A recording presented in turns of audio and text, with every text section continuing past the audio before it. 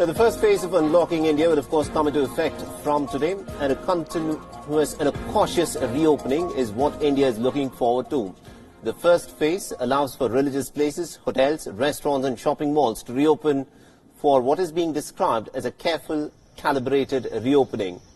Now, the centre has issued standard operating procedures for places that are being reopened. According to the standard operating procedures for religious places, entrances will be required to have mandatory hand hygiene, such as sanitizer dispenser and thermal screening provisions.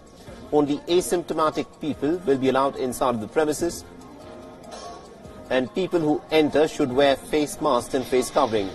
There will be a staggering of visitors that needs to be done. Shoes and footwear will have to be taken off inside their own vehicles. Specific markings may be made with sufficient distance to manage the queue and also ensure social distancing in the premises. Preferably, separate entry and exit points will have to be organized. Touching of statues, idols, holy books, etc. will not be allowed. Common prayer mats will be avoided.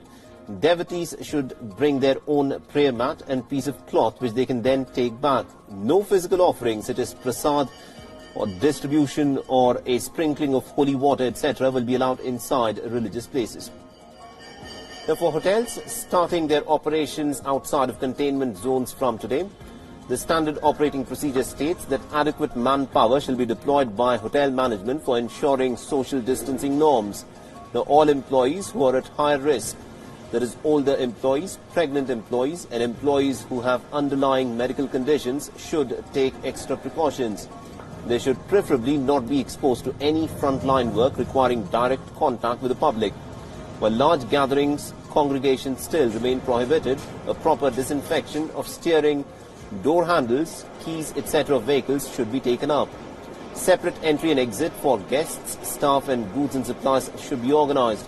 The number of people in the elevators will be restricted, duly maintaining social distancing norms. Now, preparing to reopen today, restaurants have also redesigned their spaces and have reduced their capacities to as low as 50 to even in some places 30%. Restaurants are reducing the number of tables and are placing them further apart. Now, dine-ins in both restaurants and also in food courts in malls will be permitted with just about 50% of the seating capacity. Takeaways will be encouraged instead of dine-ins. Disposable menus have been advised to be used. Disposable paper napkins instead of cloth napkins have been encouraged, and also contactless mode of ordering is to be followed. Along with digital mode of payment, cleaning and regular disinfection of frequently touched surfaces will also have to be done. So even as Asia's third largest economy is beginning its first phase of unwinding the stay-at-home restrictions, India's burgeoning coronavirus cases has surpassed that of Spain's tally. And now India ranks as the 5th most affected nation in terms of the infections, according to Johns Hopkins University.